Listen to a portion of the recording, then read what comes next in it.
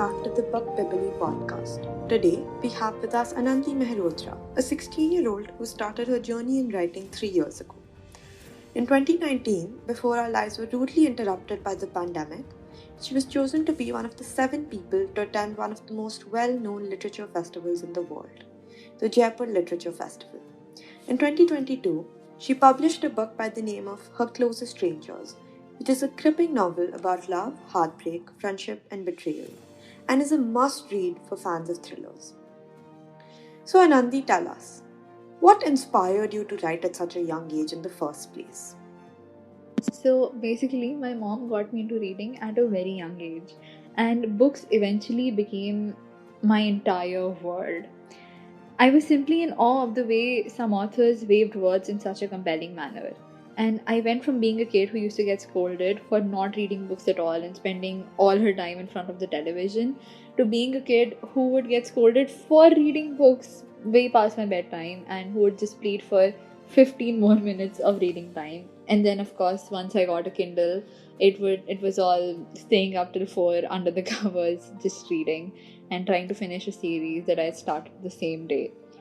My mom used to send me to these summer camps. It was called Lots of Learning. It's still there. And we would learn new words and writing skills and things of the sort. And we were supposed to write an essay or a book review every week using those new words or the phrases that we had learned. And that is how over time I had just realized that I had developed a knack for writing. And I think I felt truly connected to words the first time I won an inter-school competition with an original story. And after that, not to brag, but scoring the highest in my batch in English every time and being selected for every writing competition became one of the best and most routine parts of my life. Writing became my passion, and I just wanted to be like the authors I admired so much. That's wonderful. So, your book, Her Closest Strangers, has recently been published. And we really want to know what your experience was like with getting this book published. So, why don't you tell us a little about that? It was a really lengthy process for me since I had to delay it a few times because of my exams. It was a good experience overall, I'd say, but I do kind of regret the way I went about it and my choice of publishers. Now, you also mentioned your passion for reading. That's a wonderful hobby. Would you like to tell us more about that? Has reading always been this important to you? Absolutely. Books have been my entire world since I was a kid, whether it was Geronimo Stilton or Enid Blyton or Rick Riordan or of course J.K. Rowling. My mom always made sure that I had a book in my hand. Reading is my favorite hobby and the best way to escape the real world when you cannot deal with it. So, considering it's reading that you've always been passionate about, where did your interest in writing stem from? Being a reader, I've just always felt really connected to words. For me, words are just the purest form of expression. Whenever I have moments where I am overcome with emotions or just really overwhelmed, I channel it all, or at least try to, into my writing.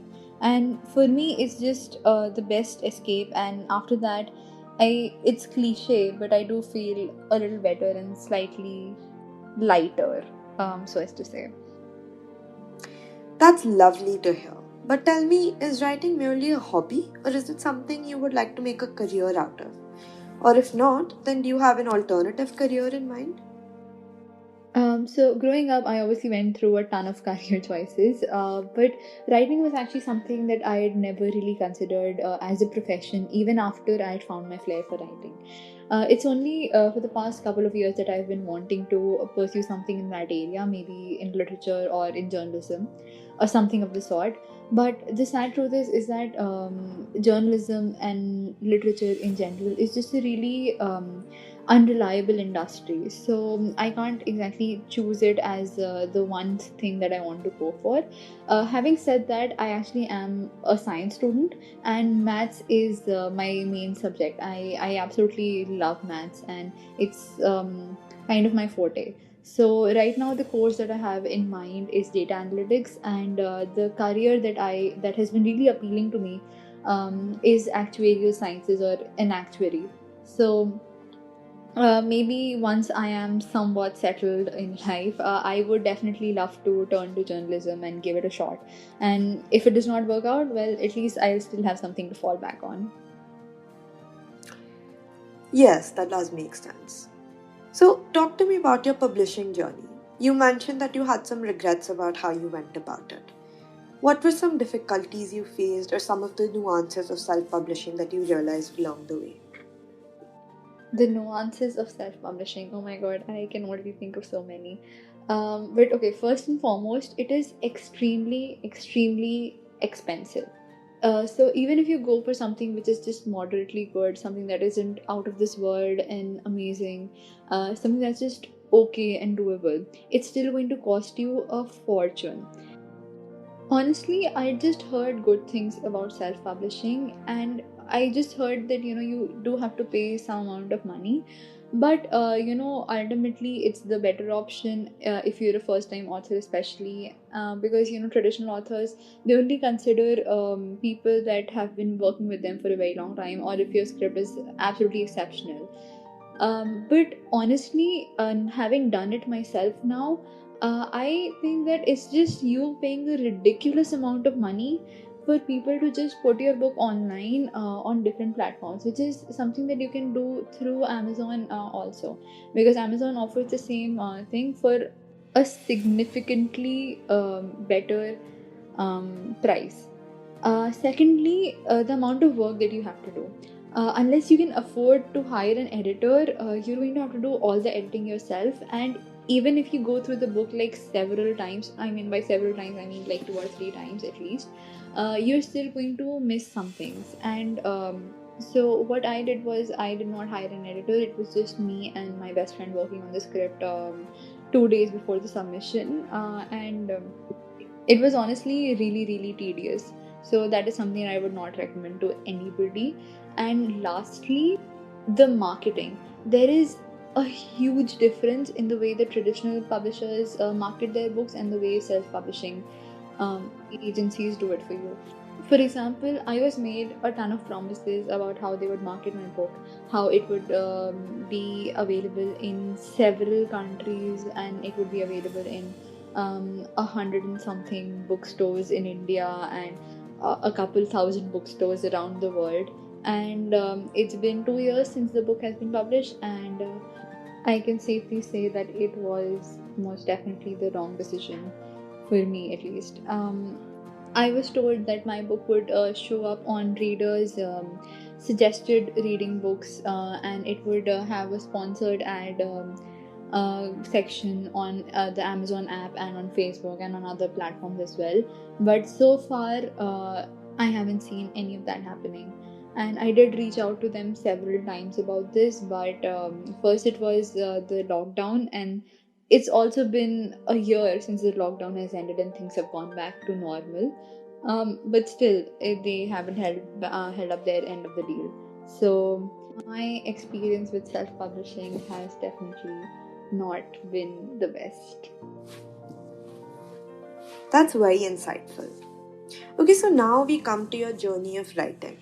Writing a book on your own at your age must not have been easy.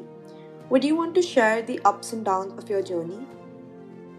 I can't believe it's already been 4 years. But back in 2019, when I was chosen to be the only junior going to JLF, Jaipur Literature Fest, I could have never imagined that it would lead to me building lifelong friendships and being inspired by everyone over there. It had originally started writing with a friend of mine, and we would sit together during library periods and free periods and talk for hours at end, just deciding plots, deciding storylines for each character, and writing small drafts and sending them to each other. But we realized after a few months that it just wasn't going to work out. The proximity that we needed to write a book together just wasn't possible because of school and coachings. So I decided to go about it alone. Little did I know COVID was on the way. So 2019 consisted mostly of writing, changing the plot, crumpling up papers, writing something again, and repeating the process all over again. The actual writing began in 2020 during the lockdown. I had a lot more time on my hands now that classes were online. It became really difficult for me to focus on school though, so I started dedicating more of my time to writing. Everyone in my family was actually quite unsupportive of me originally, unsupportive of me writing a book because it was distracting me from my studies, and that was something that made my journey particularly difficult. I dropped writing multiple times throughout the year because it just kept getting harder and harder juggling everything. I had two friends helping me out throughout, and all of this would actually have not been possible without them. Nobody had much faith in me, but I still couldn't let myself give up. So, honestly, my journey was kind of difficult, but I'm still extremely grateful for everything, and most of all, the handful of people who helped me through it. Well, I'm glad it was a fruitful journey nonetheless. Now, shall we talk about the novel itself? Tell me about the plot, the characters, the dialogues. Did you perhaps model any character in yourself? The story of Emerald is one about love, friendship, deception, heartbreak, betrayal, and how people are not always what they seem to be. For her, the people closest to her turned out to be strangers. The people whom she thought she knew the best turned out to be the ones who broke her heart in the most devastating way. So the story goes like this. Emerald Johnson comes across some horrifying finds when she breaks into her father's study. Discoveries that would forever change the course of her life. As she launches a covert operation to find out the real truth behind her father's mysterious double life, she begins to track the victims of her father's depravity. A new chapter of her life begins when she moves to Oxford and is reunited with her old friends, Trey and Charlie, who had supposedly abandoned her 4 years ago. Her vision of a peaceful life in Oxford soon distorts into an ordeal as she finds herself entangled in a web of lies and treachery, having to look behind her back every step of the way. That is when the plot takes a sudden twist. Most of the characters are based off of people that I know, but they're not modeled on a particular person. However, having said that, I did try to draw up the character of Emerald, the protagonist, um, from things that I have felt, or I wouldn't say myself exactly, but a lot of things that she feels along the way are actually things that I feel as well. So she's not exactly modeled after me, but I did try to give her some of the traits that I think. I possess as well. That's interesting. Now, considering that you did most of the work on this book on your own, what are your thoughts on book guidance? Do you think that it's a requirement? Definitely, book guidance is for sure a requirement. I personally did not have anyone to guide me through the process, which is why I made so many mistakes. But yes, it does make a huge difference if you have someone to guide you. Well, thank you so much for your time, Anandi. It was most insightful delving into the mind of a young author like you. We are eagerly waiting for another remarkable book from you, and all the best for your future endeavors. But before you go, would you like to share your thoughts on Bookbibuli as a platform and perhaps recommend some books for us? I think Bookbibuli is a wonderful platform. You get all your research in one place, and things are made a lot easier for someone who doesn't quite know what they're looking for. And yes, I would love to recommend some books. So, my favorite series would be the Shatter Me series by Tahiri Mafi. I have read those series, the all 6 books at least 4 times. So it's my favorite series ever. It's amazing. Then we have the Lunar Chronicles by Marissa Mayer, Throne of Glass by Sarah J. Maas, and the Selection series by Kiera Cass. Apart from that, a few books that I hold really close to my heart are The Song of Achilles by Madeline Miller, Everything by Nicola Yoon, Aristotle and Dante Discover the Secrets of the Universe by Benjamin Alire Science. I'm not sure if I'm pronouncing that right. And the second part as well, Aristotle and Dante Dive into the Waters of the World. Normal People by Sally Rooney, The Bell Jar by Sylvia Plath, The Woman in the Window by A.J. Finn, The Palace of Illusions by Chitra Banerjee Devakaruni, The Kite Runner by Khalid Hosseini, Pride and Prejudice by Jane Austen, The Great Great Gatsby by F. Scott Fitzgerald, and finally Wuthering Heights by Emily Bronte. So thank you so much, and I hope I did not bore you too much, and I hope you have a wonderful day. Bye bye.